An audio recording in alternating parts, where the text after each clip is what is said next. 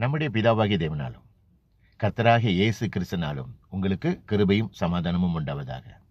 இன்றைக்கு நம்ம என்ன தியானிக்க போறோம்னா, இன்னைக்கு நமக்கு நோய்கள் வருவதற்கு காரணம் என்ன என்பதை குறித்தும், அந்த நோயிலிருந்து இன்றைக்கு வரைக்கும் நமக்கு விடுதலை கிடைக்கவில்லை காரணம் என்பதை குறித்தும் வேத வசனத்தின் அடிப்படையில் இன்றைக்கு நான் உங்களோட தியானிக்க போறேன். ஒரு பக்கம் நம்ம உடம்புல அதிகமாக சாப்பாடுக்கு தேவையில்லாத சாப்பாடு சாப்பிட்றதுனால நமக்கு நோய்கள் வரும். அது ஒரு பக்கம் இருந்தாலும் வேத வசனத்தின் அடிப்படையில் இன்றைக்கு நான் உங்களோட நோய்கள் வருவதற்கு காரணம் என்ன என்பதை குறித்து வேத வசனத்தின் அடிப்படையில் இன்றைக்கு நான் உங்களோட தியானிக்க போகிறேன். யார்கிட்டலாம் பொறாமை, கோபம், வெறுப்பு, கசப்பு இருக்குதா, அவங்கக்கிட்ட கண்டிப்பாக நோய்கள் இருக்கும். அந்த நோயிலிருந்து அவங்களுக்கு விடுதலை கிடைக்காது. நீதிமொழிகள் 14வது அதிகாரத்தில் வேதம் சொல்லியிருக்கிறது, பொறாமையோ எலும்புருக்கி. மத்தேயு 5வது அதிகாரத்தில் வேதம் சொல்லியிருக்கிறது, யார் மேலேயாவது நம்மகிட்ட கசப்பு இருந்துச்சுன்னா, யார்கிட்டையாவது நம்ம சண்டை போட்டிருந்தோன்னா, யார்கிட்டையாவது நம்மகிட்ட பகை இருந்துச்சுன்னா அதை முதலாவது எடுத்து போடுங்க. அந்த கசப்பான உணர்வை நம்ம எண்ணத்திலிருந்து எடுத்து போட்டு, யார்கிட்டலாம் நம்ம சண்டை போட்டிருக்கணுமோ அவங்களோட சமாதானமாகுங்க, அவங்களோட ஒப்புரவாகுங்க. அதனால தான் மத்தேயு 5வது அதிகாரத்தில் வேதம் சொல்லியிருக்கிறது, நீ பலிபீடத்தில் வந்து காணிக்கை செலுத்தும் பொழுது உன் சகோதரனோட யாராவது ஒரு குறைபாடு உண்டானால் முதலாவது சகோதரனோட ஒப்புரவாகி விட்டு பின்பு வந்து காணிக்கை செலுத்து. இதில் யார்கிட்டையாவது நம்ம கசப்பு வெறுப்புகள் இருந்துச்சுன்னா இந்த நோயிலிருந்து நமக்கு இன்றைக்கு வரைக்கும் விடுதலை கிடைக்காம இருப்பதுக்கு காரணம், யார் மேலேயாவது நமக்கு கசப்பு வெறுப்பு இருக்கும். இன்றைக்கு ஒரு தீர்மானம் பண்ணுங்க, கசப்பு வெறுப்பு எடுத்து போடுங்க. கண்டிப்பாக இந்த நோயிலிருந்து உங்களுக்கு விடுதலை கிடைக்கும். மூன்றாவது, முக்கியமாக யாரெல்லாம் கர்த்தருடைய சரீரத்தையும் கர்த்தருடைய அப்பத்தையும் திராட்சரசத்தையும் அற்பமாக எண்ணி பானம் பண்ணுறாங்களோ, அதாவது திருவிருந்து வாரந்தோறும் ஞாயிற்றுக்கிழமை நடக்குது இல்லை நம்ம ஆலயத்தில் திருவிருந்து, துணிகரமாக பாவம் செஞ்சுட்டு வேத வசனத்துக்கு கீழ்ப்படியாமல் துணிகரமாக பாவம் செய்கிறாங்க தெரியுங்களா, அவங்க கண்டிப்பாக அவங்களுக்கு நோய்கள் வரும். அந்த நோயிலிருந்து அவங்களுக்கு விடுதலை கிடைக்காது. அதனால தான் அப்போஸ்தலனாகிய பவுல் 1 கொரிந்தியர் 16வது அதிகாரத்தில் சொல்லியிருக்கிறாரு, அவருடைய போஜன பதன், அதாவது அபாத்திரமாய் போஜனமான பண்ணுகிறவன் எவனோ கர்த்தருடைய சரீரத்தை இன்னதென்று நிதானத்தை அறியாது இருக்கிறபடினால் அவன் ஆக்கினை தீர்ப்படைவான். அவன் பலவீனமாக இருப்பான், அவனுக்கு வியாதி உள்ளவனாக இருப்பான், அவனுக்கு மரணம் நேரிடும்.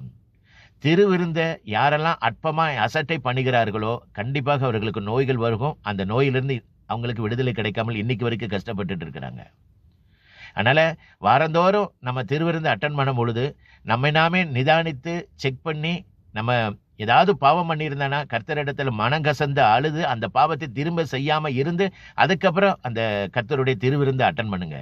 இல்லைனா நோய் கண்டிப்பாக இருக்கும், நோய் கண்டிப்பாக வரும். ஐந்தாவது என்னன்னா, தேவனுடைய வசனத்துக்கு நம்ம விசுவாசம் உள்ளவர்களாக இருக்கணும். தேவனிடத்தில் நம்ம விசுவாசம் உள்ளவர்களாக இருக்கணும். இந்த நோயிலிருந்து கர்த்தர் நமக்கு விடுதலை கொடுப்பாருங்கிற அந்த விசுவாசம் நமக்குள்ளே இருக்கணும். இந்த கர்த்தருடைய வசனம் ஒவ்வொன்றும் இந்த நோய்களை குணப்படுத்தக்கூடிய வல்லமை உள்ளது.